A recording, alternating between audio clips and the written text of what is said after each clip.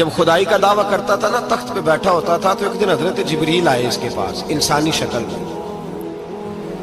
تو کہنے لگے میں بڑی دور سے آیا ہوں، تو ایک مسئلہ پوچھنا تھا۔ کہا پوچھو۔ کہنے لگے ایک غلام تھا کسی بادشاہ کا، تو بادشاہ نے اسے تھوڑی دیر کے لیے ایک علاقے کی سربراہی دے دی۔ کتنی دیر کے لیے؟ کتنی دیر کے لیے ہمیں سربراہیاں ملتی ہیں؟ کیوں جی؟ تھوڑی دیر کے لیے ملتی ہے نا، تھوڑی دیر کے لیے سربراہی دے دی ایک غلام کو۔ ذرا بات کو سمجھیے، حضرت جبریل پوچھتے ہیں، کہتے ہیں سربراہی مل گئی،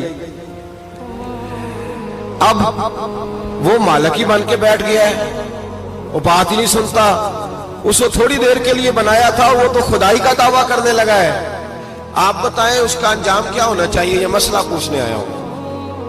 تو فرعون کہنے لگا اس کا انجام یہ ہے کہ اسے پانی میں غوطے دے دے کے مار دے۔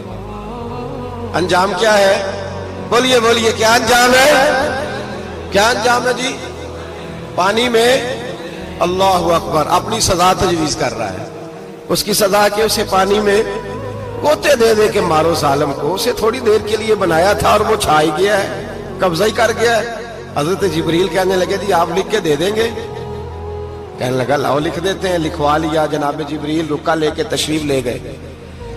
اب جب فرعون دریا میں آیا نا، تو اللہ نے حکم دیا مل جا۔ جب دریا ملا چیخنے لگا، تو حضرت جبریل آئے، کہنے لگے تیرا ہی فتویٰ ہے، یہ تیری سزا ہی ہے نا، ہم بھی بڑی سزائیں تجویز کرتے ہیں، یہ جھوٹا ہے جی، اس کا تو فلانا علاج ہونا چاہیے، تو اگر تو جھوٹ بولے تو یہ فلانا بڑا جاور ہے جی، اس کے ساتھ اس طرح ہونا چاہیے، تو اگر تو یہ کام کرے تو جو سزا تو لوگوں کے لیے تجویز کر رہا ہے، تو اپنے بارے میں بھی سوچ۔ اب جب غوطے آئے نا، آخری وقت دیکھا وہ فرعون جو کہتا تھا میری مرضی سے دریا چلتا ہے، علامہ صاوی نے تفسیر صاوی میں لکھا ہے تڑپ کے رونے لگا۔ جب یہ مزاج ہے، ایک دفعہ اوپر آتا ہے آدمی جب دریا میں جاتا ہے، اوپر آیا تو چیخنے او میرے حواریو خدا کا واسطہ مجھے بچاؤ۔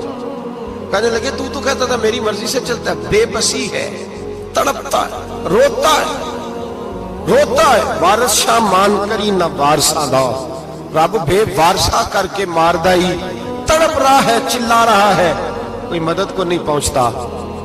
اب جب آخری غوطہ آیا تو کہنے لگا آمنا برب موسیٰ و ہارون، میں موسیٰ کے رب کو بھی مان گیا، ہارون کے رب کو بھی۔ اللہ نے فرمایا نہیں، اب تیرا ماننا قابل قبول ہے، اس وقت ماننا تھا جب تجھے مہلت دی تھی، جب تو جوان تھا۔